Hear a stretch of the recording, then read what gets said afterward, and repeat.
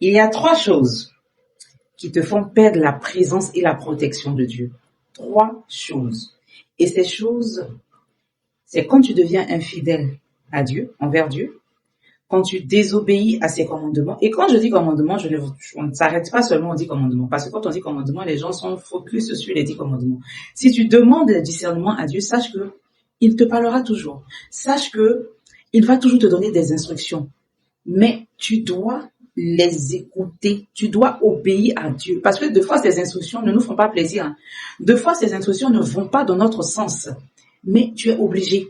Parce que si tu es intime à Dieu, si tu es proche de Dieu, si tu lui demandes le discernement, il va souvent te donner des instructions qui ont l'air d'être une punition, qui ont l'air d'être bizarres.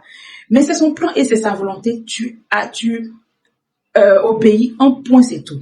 Et la 3e chose, c'est lorsque tu perds la confiance en Dieu et que tu te détournes de lui et tu fais d'autres pratiques qui sont contraires à ta foi. Lorsque tu perds la foi en Dieu. Donc voici ces 3 choses.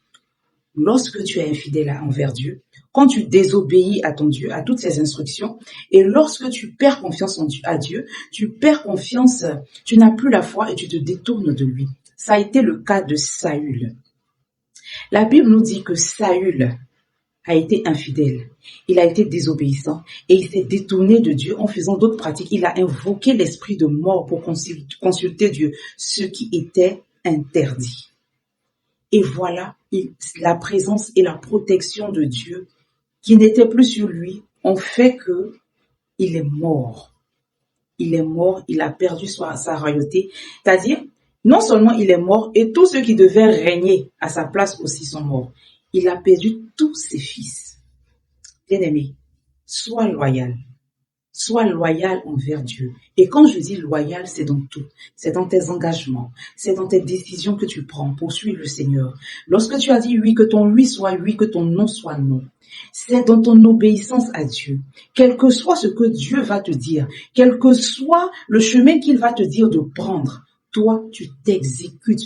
Parce que de toutes les manières, tout ce qu'il dit, c'est pour ton bien. Il dit toutes choses concourent au bien de celui qui m'aime, celui qui aime Dieu. Et surtout, garde ta foi en Dieu. Quel que soit ce que tu traverses, quel que soit ce qui te vient en face, quelle que soit la situation.